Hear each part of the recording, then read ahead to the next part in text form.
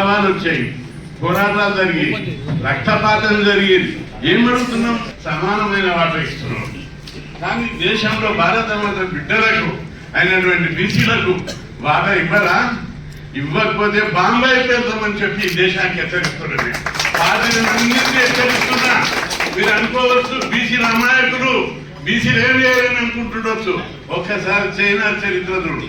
China 50 ఏళ్ల కింద అక్కడి ప్రజలను ఒకే ఒకడు మావో పెద్ద విప్లవం తెచ్చి ప్రజలందరూ తిరుగుబాటు చేయించి అక్కడ ఈ రోజు ప్రజలందరూ డెవలప్ అయ్యారు. కులం లేదు, మతం లేదు, ప్రతి ఒక్కడు బంగ్లా కట్టుకున్నాడు, ప్రతి ఒక్కడు కాళ్ళలో తిరుగుతున్నాడు, ఎవడు ఉపాసం ఉండడం లేదు. ప్రపంచం లోపల అమెరికా తర్వాత చైనా అమెరికాతో ఈరోజు పోటీ పడుతుంది, సంపన్న దేశాలలో అగ్ర దేశాలలో. అదేవిధంగా రష్యా చూడండి, జాతి చెప్పినట్టున్న భారత్ లోపల అక్కడ ప్రజలందరూ ఆకలితో నకనకలాడి చచ్చిండ్రు 70 ఏళ్ల కింద.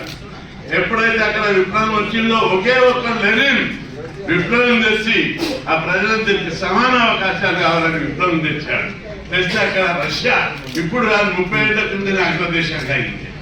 భారతదేశానికి స్వతంత్రం వచ్చి 76 ఏళ్ళు అయితే ఇంకా ఈ దేశంలో 49% మంది పేదవాళ్ళు ఉంటారు. పేదరికం అట్టడుగులో ఉంటారా? వాళ్ళందరూ కూడా బీసీలన్నా, బీసీ, ఎస్సీ, ఎస్టీ, మైనార్టీలన్నా సంపన్న వర్గాలకు 1000 కోట్లు సంపాదించే వ్యవస్థ ఈ దేశంలో కొనసాగుతుందా?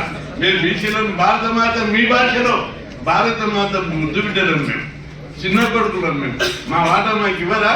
ఏ రంగాన్ని ఇచ్చిన మీరు వాటా?